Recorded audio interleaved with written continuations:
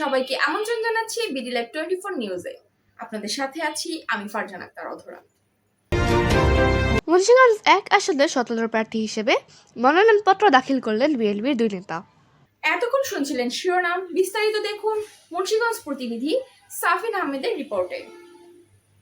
মুন্সিগঞ্জ 1 আসনে বিএনপির দলীয় মনোনয়ন না পেয়ে স্বতন্ত্র প্রার্থী হিসেবে মনোনয়নপত্র দাখিল করলেন বিএনপির দুই নেতা। সোমবার বিকেলে কর্মী সমর্থক নিয়ে শ্রীনগর উপজেলা পরিষদের সামনে এসে হাজির হন শ্রীনগর উপজেলা পরিষদের সাবেক চেয়ারম্যান ও সাবেক শ্রীনগর উপজেলা বিএনপি সভাপতি আলহাজ মমিন আলী।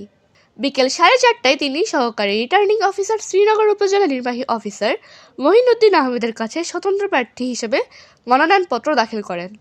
এরপর স্বতন্ত্র প্রার্থী হিসেবে মনোনয়নপত্র দাখিল করেন বিএনপির কেন্দ্রীয় কমিটির স্বেচ্ছাসেবক বিষয়ক সম্পাদক মীর শরাফত আলী সপু। এই দুই নেতা দীর্ঘদিন ধরে বিএনপির মনোনয়ন প্রত্যাশী হিসেবে মাঠে ছিলেন।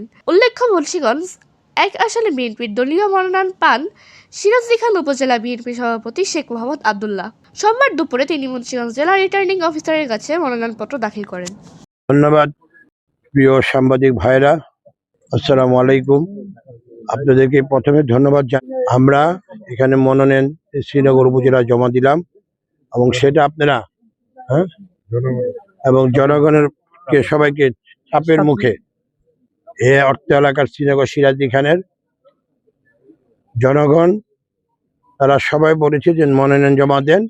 ইনশাল্লাহ আমরা জনগণই আপনাদের পক্ষে থাকবে, কারণ জনগণই আমাদের শহীদ রাষ্ট্রপতি জিয়া রহমানের একটি উক্তি মনে করে দিই আপনাদেরকে। জিয়া রহমান উক্তি ছিল জনগণই সকল ক্ষমতার উৎস। সেই লক্ষ্যে আমি জনগণকে নিয়ে এখানে নমিনেশন পেপারটা জমা দিয়েছি। আপনারা আমার জন্য দোয়া করবেন। আশা রাখি শ্রীনগর সিরাজদি খানের জনগণের যে প্রত্যাশা, সে প্রত্যাশা আমরা বিএনপি যারা আমাদের হাইকমান্ড থেকে শুরু করে আমি যদি নমিনেশন পেয়ে কাজ করতে পারি, ইনশাল্লাহ যাবতীয় কাজগুলো আমি করব। আপনারা আমার জন্য দোয়া করবেন। ইনশাল্লাহ আগামী ফেব্রুয়ারিতেই বাংলাদেশে জাতীয় নির্বাচন অনুষ্ঠিত হবে, এর কোনো ব্যত্যয় ঘটবে না। ইতিমধ্যে আপনারা দেখেছেন আমাদের ভারপ্রাপ্ত চেয়ারম্যান জনাব তারেক রহমান গত 25 তারিখ বৃহস্পতিবার উনি বাংলাদেশে প্রত্যাবর্তন করেছেন। অলরেডি আজকে উনি পার্টি অফিসে গিয়েছিলেন, গতকালকে গুলশান অফিসে ছিলেন। অলরেডি সব জায়গায় বিএনপি নেতাকর্মীরা সবাই উজ্জীবিত, সবাই আজকে সারা বাংলাদেশে প্রশংসা আল্লাহ তাআলার জন্য। জাতীয় সংসদ নির্বাচন আগামী 12 ফেব্রুয়ারি, আজকে মনোনয়ন দেওয়ার তারিখ ছিল।